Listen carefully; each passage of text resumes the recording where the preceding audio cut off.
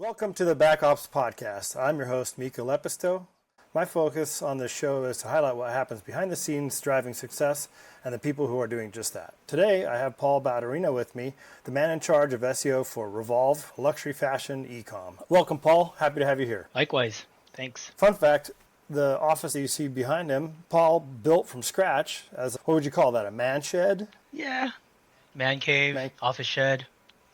For all the thousands of people joining us on audio, you'll have to hop on over to YouTube if you want to see it.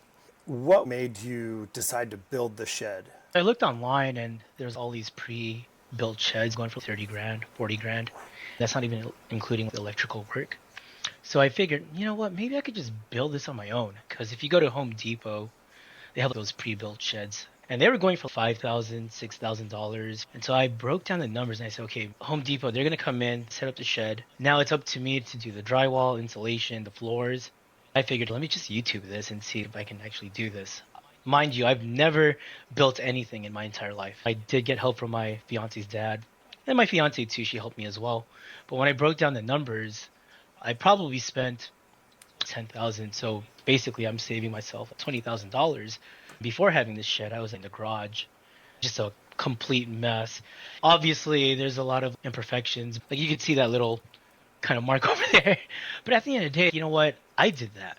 The cool thing was I was able to build this relationship with my fiance's dad. And just the whole journey, it was just pretty fun. You know what I mean? For sure. I've done some construction myself. Nobody notices the imperfections like you do. Right. So if you wouldn't have pointed that out, I probably wouldn't have seen it. For sure. I really like what you said too about being able to build a relationship with your fiance's dad. Those kinds of things, you can't put a price on that. All right, let's dive into the career of Mr. Paul here. 10 years at Revolve, that sticks out to me. It's a long time. You're obviously happy enough to stick around. 10 years is a long time in tech, especially. What are your reasons for being at Revolve for 10 years? It's a very good question. The younger me would jump ship. I always thought, okay, the more pay, the better it'll be. I'll be a lot happier. But I would say the company culture is the biggest thing. And now being a dad and having a family, I could tell you at any given moment, if my daughter needs me or if my fiance needs me, I can leave the office. You can't put a price into that. That's where I just feel extremely happy. My stress level is probably at a negative 1,000%. A couple hours ago, I just had a meeting with my CEO. It was stress-free, whether things go well or not. And that's another thing. I love my CEO so much. I have so much respect for him that even if things weren't going well, it's the way how he's able to give me feedback or how do we figure out X, Y, and Z. There's no like, what the fuck are you doing kind of thing. So that's where I have a lot of respect for our CEO. I think back then I was all about the pay. But now, as long as bills are paid and I can enjoy the money, I don't see the need to leave. When it's Sunday night, I don't think about, oh shit, I gotta go to work tomorrow. It's more like, oh heck yeah, I can't wait to figure out X, Y, and Z. I can't wait to meet up with this teammate, or I can't wait to have lunch with this teammate from this department. I think that's the beauty of me working at Revolve for over 10 years. Yeah, definitely. There's a lot of unquantifiable things, flexibility, stuff like that. That's one thing that I've enjoyed as a consultant. Yeah. I can really appreciate that and the lack of stress. Those are really good reasons, in my opinion. For sure. All right, let's dive in a little bit more on Revolve. Do you know offhand what's the most expensive product you have? Because you're a luxury fashion e-com retailer, and I remember seeing some of these prices. They were like, oh, you're cheating because you're looking it up. But I am. I want to get I'm not going to give you the exact number, but we do sell this watch, and it's about $100,000. So that's probably the most expensive item. Ouch. Nice. I know, right? How many do you sell from SEO? Watches? Not that many. Specifically the $100,000 product. Have you sold one? I don't think we even sold one, but that is the most expensive item right now. I was kind of hoping you could be like, yeah, I sold one, and that's like a huge win, right? Oh, speaking of that, 10 years ago, because of the landscape of things with the SERPs, SEO was, let's just say 40% of the overall traffic for Revolve. Today, it's around 6 to 10%. So much has changed. You've seen it. I'm sure people can relate. You got the organic listings, but not just organic listings. You got PLA, you got product grids all over the place. It's just changing so much. It's interesting you brought that up because I was going to ask you if you could give a ballpark of what percentage of the revenue comes from SEO. Thankfully, this past year has been pretty good. There was this new project that I brought on board, and I worked on this long tail keyword strategy. Say you have dresses as your parent category. So now you want to create red dresses, or if you want to go even more specific, say red dresses for Christmas or whatever it might be. We never really tapped into that space. So we went for those pages. I created about 40,000 of those pages. Mind you, I am very aware of what we call doorway pages. So I was very, one is very aggressive on this. Two is being very cautious. And what I mean by being cautious is if I don't see these pages ranking or if they're not doing really well, I immediately kill those pages. We actually saw a huge lift where these long tail pages is about 10 to 12% of the total organic traffic. The goal for me is to get it to 25%. But I will say it's been quite a long time where we saw something that was tangible for SEO. And when I say that, no offense to anyone, but like when I was at the conference and just hearing a lot of people in e-commerce, they always talk about technical SEO, fixing this technical issue. And the biggest challenge is if you were to make this change, how can you quantify it? How can you really see that you can see an increase in traffic and even revenue? I'm sure you can, but what makes it difficult is now you're collaborating with engineers. You're also collaborating with the UX team. This is where it gets a little wishy-washy where they say, well, how do we know it's from the SEO team? Or how do we know if it's from Paul? Versus creating these long tail pages, I know that, hey, I created these amount of pages. This is the amount of growth that we've seen. So we can totally quantify that. Just want to say that's one of my proud moments this past year of finally growing traffic compared to how we've been at 6 to 8% for quite some time now. That's awesome, dude. Yeah. Being able to have a win that you can bring to the table like that is fantastic, and just being able to contribute to the success of the company. One thing that I find unique with Revolve is you still have the M.dot site. Why don't you explain that a little bit for people who might not even be familiar with that? Because it's been a while since most people have seen that. Yeah, so for quite some time now, Google prefers or recommends that we have a responsive site, right? Just one URL. But from the very get-go, we've always had two separate URLs, the desktop version and the mobile version. And of course, we've added our canonical tags, the alternate tag, and so forth. It's just been a challenge. Everything here is done in-house, and this company launched in 2003. So there's a lot of things on the back end that, how would I say this, a little bit on the older side of coding. And I think transitioning might take years and a ton of resources for us to do that from the UX side of things, from the back end side of things. That's one of the major reasons. Now, of course, with SEO, we're seeing that continuous growth now with traffic and revenue. So it's really just a decision for all departments to say, okay, is it worth spending the time here, or can we still grow our traffic? And luckily we are. What percentage of traffic do you see coming to your mobile site versus your traditional sites? I mean, 80% would probably be mobile. It might even be at 90 at this point, right? There was something that stood out that you told me at the conference. I don't know if you remember this, but people had all these amazing presentations and they had all these examples. And you said it best. Why is it that they're not showing examples of the mobile version of the website? Because majority of the users are going through mobile. And that really stood out. Like, you got something there. Like, why is that? Right? That's something that I've been on for a while. And what's this version? Mojave or something like that? It has iPhone mirroring on it. It's literally my phone. So I can run it on the screen and I can interact with it easier. And I feel like it's just been a challenge for people, and you default to desktop because you've got a lot more screen real estate. But that's not how your customers are accessing things. Right. If we're saying 80 to 90%, should you be spending 80 to 90% of your time looking at that from a mobile perspective? I don't know why people aren't talking about that. But that stuck with me. Like even now, if I'm about to create a Jira, I'm telling myself, I'm going to show examples from the mobile site. So thanks again, man. That really helped out a lot. Yeah, I'm glad it did. It's just such a simple little comment, and that's how my brain works. It's like, well, why? Why aren't we doing this? I just bruise on these things and it spits something out. And 1 in 7,000 has some intelligence to it, but so I appreciate you calling that out for me. Are you a one-man team still? You remember? Yeah, to backtrack a bit, when I joined, there was a director of SEO. And then we expanded with the SEO manager. We had a SEO specialist, and then there was me. Fast forward to 2016, 17, it was just me. All the way till 2024. Just recently, we hired a SEO specialist from the Philippines.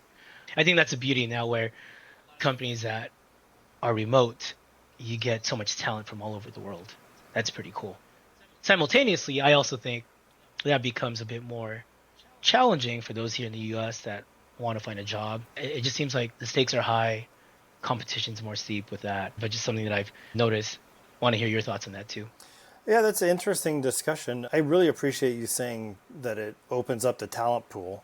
There is obviously more competition that way. One of my thoughts around your tenure there, tenure, wow, say that quickly. I had to wonder, is there just like a huge employee discount that you're staying for? We definitely do have a employee discount for sure, but it just goes back to the freedom, man. Nothing beats it. So do you have this $100,000 watch? Did you buy it at a sweet deal? No, that's too much. I was late to the Brighton SEO conference because I went to the mall and I bought my very first watch. It was this Omega moon swatch kind of thing. Because Omegas could be expensive, couple thousand. It was this cute $350 watch, but who cares? I just wanted to reward myself just because of a pretty good year. And that's why I was late to the first day of the conference. Is it literally your first watch? I have an Apple Watch, if you want to count that. But like, just to wear, my first watch that I ever bought for me was this Omega watch.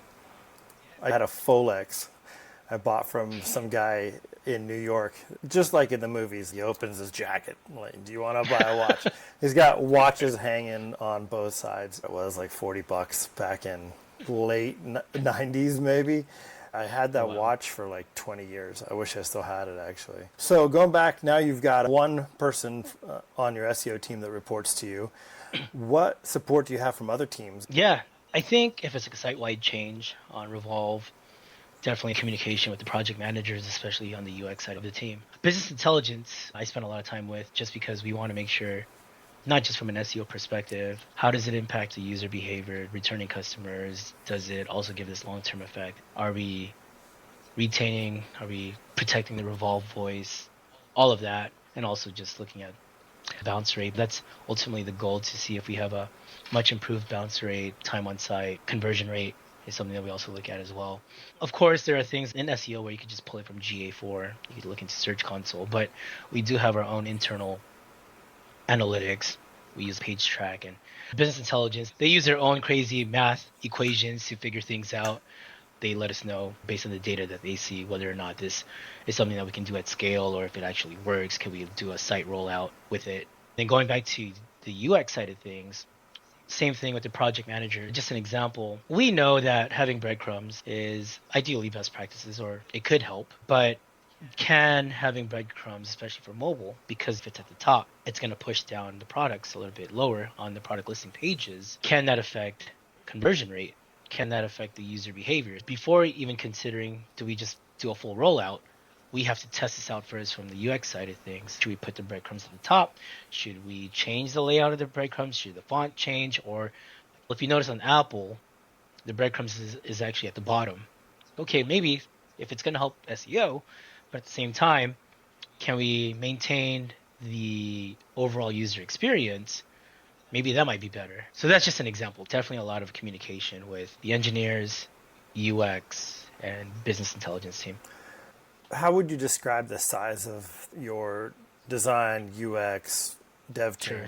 In the engineering department, I would say there's probably a minimum of 10, but there's 2 to 3 that works for this department, say accounting, another one for customer service, whatever it might be. And we have at least 3 dedicated engineers for marketing. Those engineers have to split the work from all channels, whether it's paid social, email, and SEO. So technically 1 to 2 people is what I have for the engineering team. And then the UX team, I really just work with the project manager.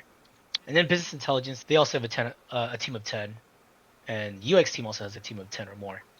You got a lot of people on some of these teams. I'm not familiar with the intricacies of a company like Revolve, but it seems like a lot of people on a UX team. Yeah, quite a lot.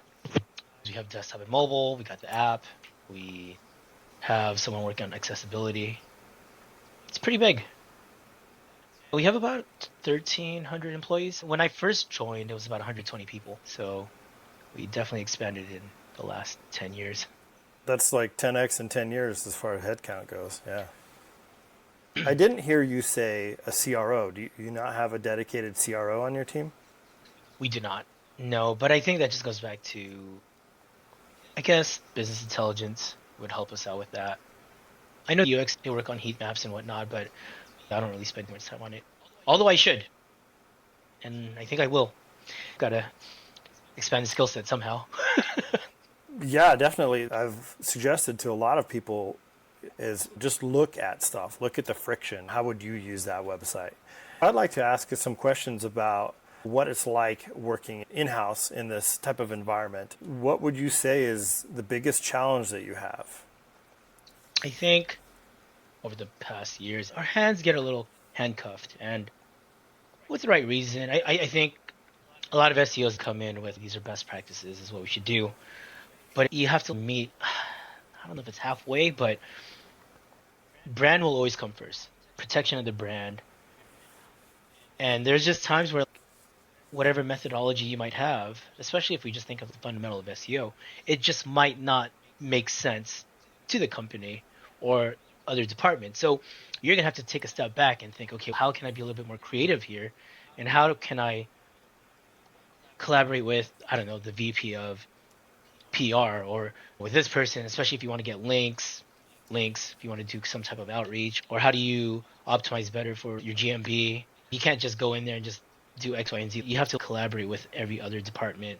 Same thing with, let's say, if you want to just do your headings. Maybe you want to add a long tail keyword or you want to add an additional keyword in your H1 tag. Well, it's not going to pass if you're just going to go in there and do it. You're going to have to talk to the UX team. You're going to have to talk to the merchandising team. You're going to have to talk to the buyers, because at the end of the day, and I think this is important too for SEOs, is to maybe try not to think that you know everything. Try to drop the ego and really listen to them and see what they know, what they see, what they understand. They probably know the product. They probably know everything a lot better than we do. Our goal is really just to drive traffic and hopefully have the best customer experience. But we can't just go in there and try to optimize X, Y, and Z. We have to really collaborate with all these other departments. And that's something that took me years upon years to get used to. Was there like a switch all of a sudden that helped you accept that? It was pretty gradual. I think just all the meetings with my CEO, and then also with the VP of UX, just with constant emails and communication, and now just really understanding what the overall goal is. And the overall goal is really to give the best user experience, giving whoever it might be, when they go on this site from point A to point Z, we gave them the best experience. And that took some time. So were you frustrated during that time? No. No? Not at all. That's awesome. No. Yeah. And I think it's just because of the mutual respect that we have for each other, right? If they were to disagree with me, they will give their reasons in a respectful manner. It's not like, that's fucking stupid. Why would you do that? So, no, didn't bother me at all. Well, that's actually really good, because I know that a lot of people could be very frustrated in that type of a scenario. And yeah, one thing you mentioned there is that they're giving the reasons. And I find that's really helpful. People want to know why, not just like your mom used to, because I said so. Right. Yeah, so I think that's another thing about what I like about the culture here at Revolve is explain the reasons why you agree or disagree. And can you justify it? Can you actually show some evidence why it could help or it can't help? Have you had challenges getting buy-in on things? Yeah. A lot of e-commerce sites, they have content on their product listing pages. And the ones that are ranking really well, say for broad categories, and a lot of our competitors, they have content. We don't. And I get it. that content that you see when you go on an e-commerce page and you go on a product listing page, that's really for SEO.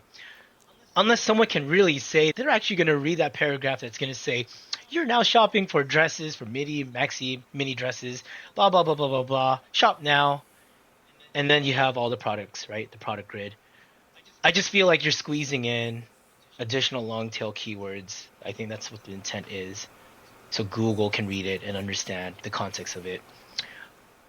I would like to challenge anyone here that's in e-commerce to tell me that, hey, not only did it help with traffic, I know it could help with traffic, I know for sure, but can it help with the longevity of the customer, new customers, existing customers? Does it not negatively impact everything else on the site? That's what I want to know. Does conversion rate remain the same, or does it actually improve when you have that block of text in a product category page? And I've been fighting with that for a very long time. Fighting with trying to get that implemented? To get that implemented right. Now, going back to what I was saying, how we recently launched 40,000 long tail pages, this is within my own ecosystem. They are Revolve pages, but they're not anywhere on the navigation menu. They can be found from an internal linking script at the bottom of a product page. Those pages, I have the flexibility to do all kinds of SEO tests, one being adding content above the fold or below the fold, which is what I'm actually going to do for 2025. But it took years just to get to this point. Before that, there was no way in hell I was able to add a block of text into our main categories like dresses, bags, brand pages. And I don't think we ever will, but I could with the long tail pages. When you say it took you years to get to that point, is that because they just had to build trust with you? No, it's because it goes back to, I now have that ecosystem. We brought on a company to help me with these long tail pages, and it creates a subfolder. It's a reverse proxy kind of thing, but you will never see these pages on the homepage. You will never see it on the top menu. There's no internal link that's super visual for the customer to get to those pages unless it's from Google or from the very bottom of the product listing page. It's really trying to figure out, how can Paul have his opportunity to grow? So like I said, I'll take anything that I can get. And so if this was never in play, this whole long tail category strategy, till this day, I would not be able to create any content. I don't think I'll ever be able to create that type of content. Well, I can never say never, but it's going to be very hard on the pages on Revolve where you can navigate through from the top menu, from the left navigation menu. But because I created all these long tail pages, I have the flexibility that I can do that, of adding that block of text. So what was the process for you to get that buy-in, to make that happen? It's continuously showing, hey, look at this competitor. Not only are they ranking for the broad keywords, but now they are ranking for these long tail category pages. And look, we see rank number 1, 2, 3, and 4, whoever it might be, they all have content. Can we please now test this out? Can we please try it out? I think that's what it is. Just my CEO saw that. It's like, okay, go for it. So there's a little bit of competitiveness that you had to bring into that, but you're also saying, let me test this, versus saying, let me change something radical, right? Right. So like the next couple of weeks, where, if you want to call it prompt engineering, working with AI, using ChatGPT, just finding the perfect prompt to create that piece of content above the fold on the long tail category pages. And I'm probably just going to go into Google Search Console, export the top 1,000 or whatever pages, and then just do test control, and then just see. We'll launch it, we'll test it out, see what happens for the next 3 months. If all goes well, then we'll just fully roll it out. And then the next test that I feel like that would be even more beneficial is the opportunity to add internal links into that piece of content. I would like to think that maybe Google likes to understand the context and the meaning behind the internal link based on the pretext or the post-text.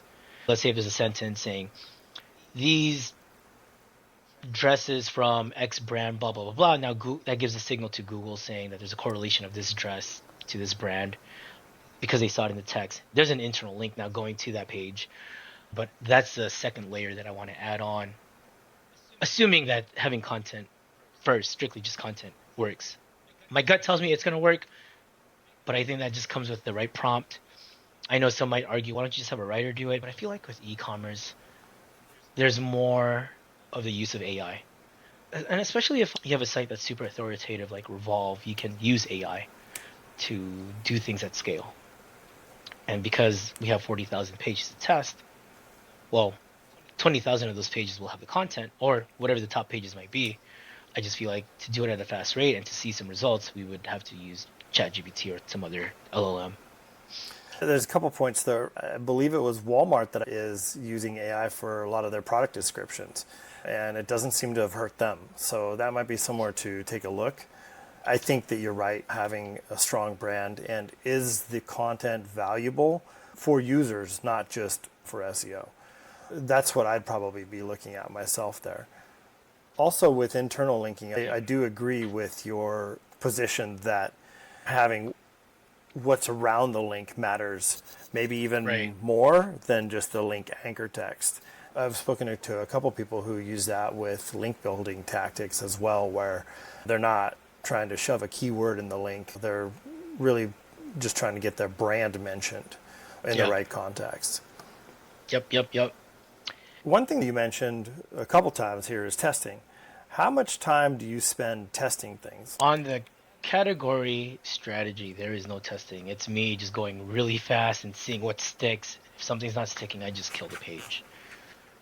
Last year, probably 90 to 100% of my time had to do with testing. Now, is it me pulling the data? I think the beauty of being part of a big company, no. It's bothering the business intelligence team, and they pull the data and they quantify whether or not. The most recent test that we've done, and I think you've heard me, is AMP. We've fought so much to not implement AMP, but several other departments wanted to implement it, and finally we put the nail in the coffin. We saw that there was no lift in having AMP. It wasn't worth the time and resources. And again, that had to be done through, a test. It sounds like you have to support a lot of your recommendations with some data, internal or for sure external. Yeah. AMP is interesting. I haven't heard that for quite some time. There was kind of a potential like it could provide a lift. I never saw any kind of lift on the sites that I put that on. It was great that it loaded really, really quickly, but you lose a lot of control with what you can have on that page and your user experience. So I think that it just didn't get much adoption because of that. Frankly, I'm glad that it's gone. It's just another level of complexity that really didn't help anything. Same here. Random question. Were you ever into the affiliate side of things? Whether you want to call it the gray hat, the black hat, that part of the SEO world. It's a whole different breed, whole different set of people. I'm curious to know if you were ever into that or just want to hear it. Yeah, I spent quite a bit in the affiliate space. There's different levels of what that affiliate looks like. Yeah. I never got into the full black hat stuff, but push boundaries on that. And depending on the site, if you're trying to build it into a business, an affiliate is essentially nothing more than a business partnership. You can see that a lot in the travel space, especially like meta search. And so what I mean by meta search is like searches for, say, hotel inventory from all the different sites. That's legitimate partnership, right?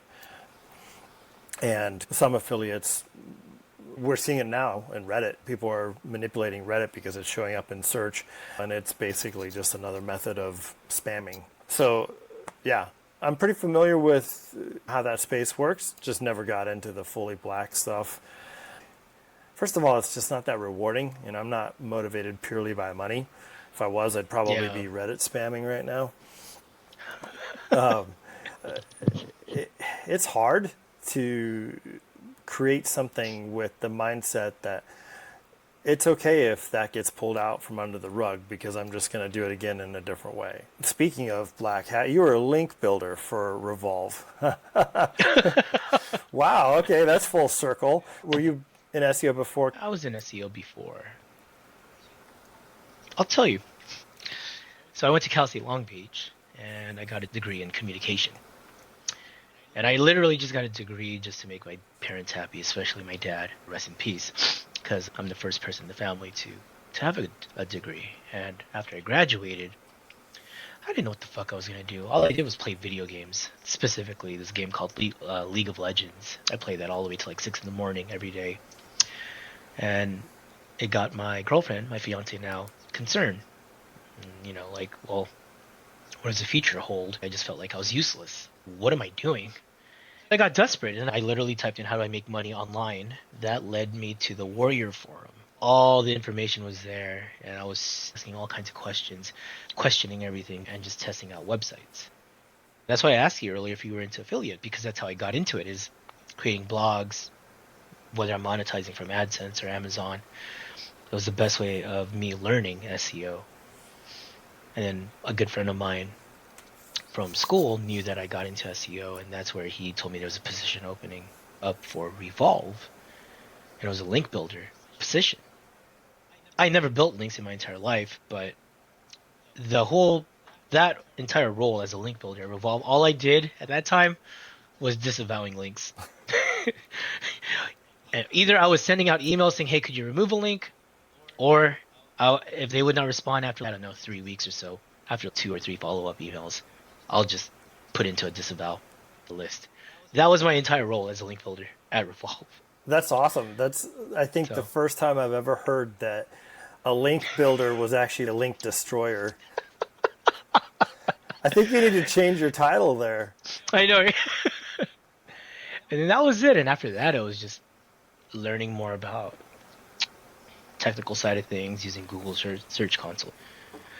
A lot of it has been self-taught. That's why I still have a place in my heart with the affiliate space. I would say pretty close to a lot of the guys on the gray hat, black hat side of the world. There's this guy that I want to add into the SEO community, but I think several people don't want him in there. I don't know. We'll see. It might be fun. There's this guy. I don't know if you know him. His name is Grindstone. I don't know if that rings a bell. I have heard the name, yes. Yeah, so yeah, we're all part of a Skype group. But I think that's the beauty of it, is whether we disagree or agree, I think it's good to have an open mind and seeing how that strategy works, and whether or not you want to implement it or not, and see if it works. I think it really helps me out, keeps me on my toes. Like you said, what can you learn from what they did? And how can you implement that? And then risk mitigation with that. How does that hit the brand? Is it positive or negative? You mentioned Grindstone. I'm curious, other people in your life, and it doesn't have to be an SEO, but who would you give credit to for some piece of advice that you live by? Ooh. Even outside of SEO? Yeah, anywhere. Well, there was this huge guy in the SEO space at the time, affiliate SEO. He had a really big publication site. He was my mentor, Rob Atkinson. I don't know if he gave me any specific quotes and whatnot, but there was just so many self-development stuff that he would teach me, whether it's like getting things done. I still apply stuff like using the EOS model, or just really trying to stay organized. I really thank him for that.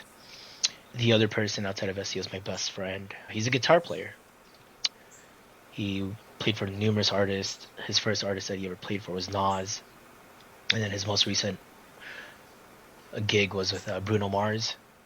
I think watching him throughout the whole journey, from the very beginning, was a blessing. Because a lot of people, we see the end result.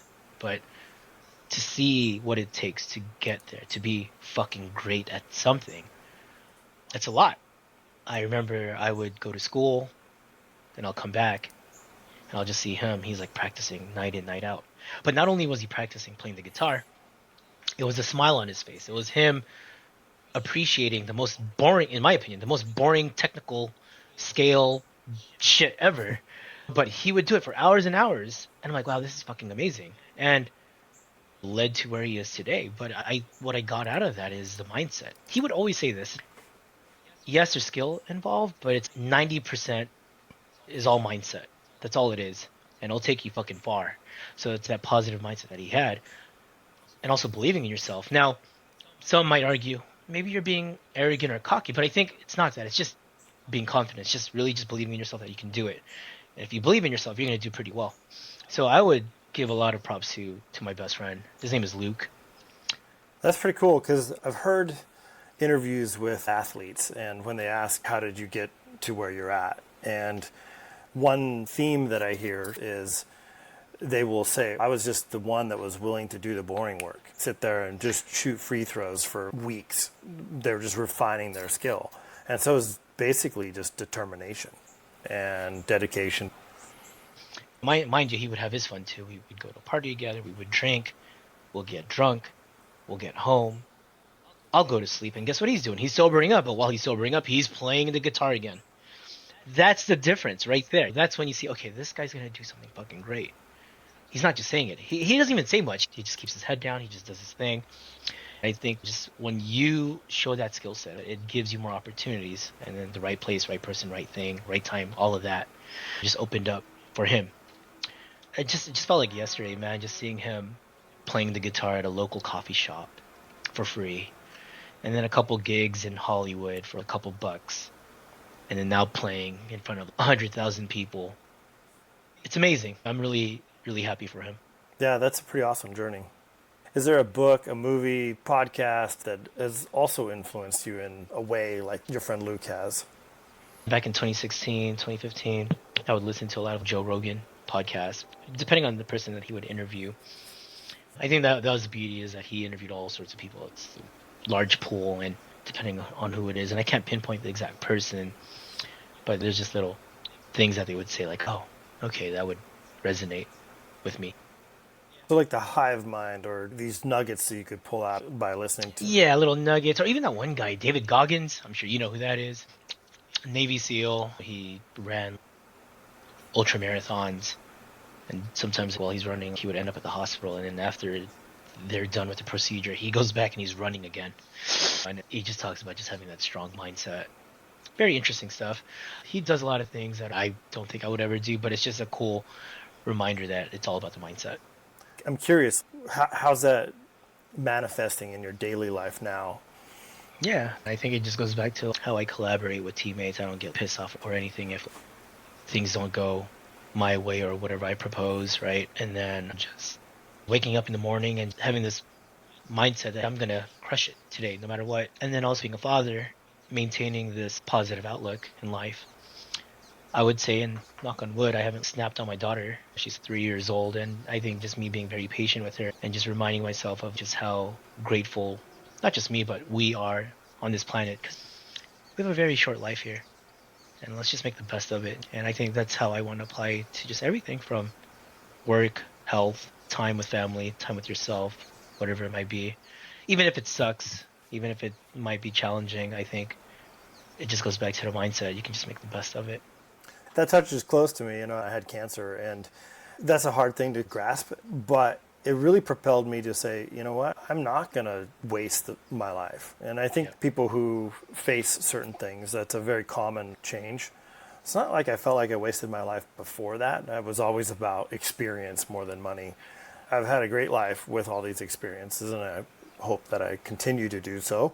But yeah, I can really relate to that. Just enjoy the days that you have, because you don't know how many that you have left. How are you now? You mentioned that you were diagnosed with cancer? Yeah, 2015. 2015. Thyroid cancer. All good? Yeah. There's been some bumps in the road, but yeah, I don't have it anymore. They took it out. My fiance, so backstory is she had an issue with her thyroid. And so doctors told her there's a high chance of you not being able to have a kid. And that hurt her. Our mindset was always like, if we have a kid, great. And if we don't, great. But it did hurt her knowing that there's a high chance that she can't have a kid. And so she had to get I-131 radiation done. So it basically kills her thyroid. And then it would reverse it, and then she would be on medication. And coincidentally, she got pregnant, and she was probably a couple days pregnant during the time when she had the radiation done. During that time, the doctors told us there's this high risk that this child, one, might not make it, or two, might have all sorts of complications because that radiation might kill the child's thyroid. That was a really tough situation because they gave us option and they said you could terminate or you can move forward. And thankfully, everything came out okay. Like our baby's doing fine. And I think it just gives you perspective in life. Like, hey, just be really thankful and just live the very moment. Try your best to just have that mindset of just being thankful. I don't have kids, but I can relate to that from the aspect that I got radiated and I had to isolate for 7 days by myself during that process. That wasn't something that I was expecting to talk about on this, and I'm fine with it. It's just a perfect example of when you talk to people and you open up, you find that people have challenges and it brings you closer to that person. For sure, man. It's not only just Rankin and Bankin. That might be the title of the episode, Rankin and Bankin. I know. Yeah. Do you plan on sharing this with this community? I don't mind. It's not something that I expected to discuss, but in our industry and tech, people were talking about mental health. Physical health is part of that. I'm having a hard time kind of circling back now to it. Yeah, so give me just a second here. Yeah. If you had to change out of SEO, what would Paul be doing? Oh, that's a good question. There's that part of me because I was always surrounded by music, whether I'd be in the music management industry. It would be that or maybe real estate. I like the idea of properties and potentially selling a home to people that want to buy their first home or whatever it might be. I think one of those two. But I took a personality test and the recommendation, if it's strictly with a 9-to-5 kind of career, and I think I would be really good at it, is probably a student counselor or something. What are the reasons behind that? I'm very interested in people, and I want to know like what they could be good at. Hopefully I could be that person to guide them and tell them, hey, maybe you can explore this. Because me growing up, rest in peace dad, but I grew up with someone that was an alcoholic, and looking back, I really didn't have any guidance on what I could get into. Can I be that potential role model? Can I be that extra person that would care for that child because that child or that person doesn't have that support? Can I be that person? Maybe. Well, there's always volunteer opportunities. You can make a lot of money There is. and then just start volunteering. That's also true, right? Yeah. Yep. Different ways to skin a cat, as they say, but no animals were harmed in that metaphor. Never. As we start wrapping this up, Paul, I know that you're into cars. What was your dream car growing up as a kid? And did you buy that when you were able to? Yeah. Cool question. I was 8 years old when I saw my dream car. It was a red Acura NSX. And I immediately fell in love with that car. And I bought it in 2013. And I got in trouble for buying that car because that's right when I got a job at Revolve. And people are like, why the fuck would you buy this car? You're wasting your damn money. Maybe. But when I look back at it, good thing I bought that car because at that time I bought it for $20-something thousand, and now it's worth like 80 for that particular model. And the most recent one, like a 2005 model with 2,000 miles, was sold for $300-something thousand. I would never spend that much on this car, I'll tell you that. But that's my dream car. Even after having it, it's your dream car when once you have it and you're still getting super excited about it. That's the dream car. So you still have it. Garage, That's awesome. Yeah. So how many cars do you have? Just that and the family car. So it's just this one and an electric vehicle for the family. You have literally your dream car from when you were younger. What is your dream car now? Ooh. It's always 2003. I don't know why. Like a Murcielago would be cool. But I'll be honest, I lost interest in cars, especially with the electric vehicle. It just ruined the moment. Instant torque. You just go, and I don't know, in California it's very strict on going fast anyway. So like, is the ride comfy? Does it take me from point A to point B? Is my kid safe? Am I safe? If I'm honest with you, I think the dream car is still the NSX. You have your dream and you're content with it. Yep. So I think that's actually really, really cool. Yeah, yeah. If you're ever in town, feel free to drive it. I will take you up on that. It's been a Yeah. really long time since I've driven an NSX. How'd you know I was a car guy? You told me, I think. I did. Dang, my memory sucks. It was total ESP, Paul. I could read it. I just want to say thanks for being on the show and appreciate you sharing your experience, what it's like to drive success for a company like Revolve in a very unique space. Awesome. Thanks for having me, man. That's a wrap for the first episode of the BackOps Podcast. I hope you learned something new about in-house SEOs, how they do magic behind the scenes like Paul here does, keep the lights on. If the sound of my voice hasn't irritated you too much, I'd love for you to subscribe. All the options for doing the ding smash, whatever they tell you on social, is available at backopspodcast.com. Plus, you can help drive the direction of the show. I have a feature board where you can vote for people to be on the show, topics to discuss, and tell me what you didn't like about me.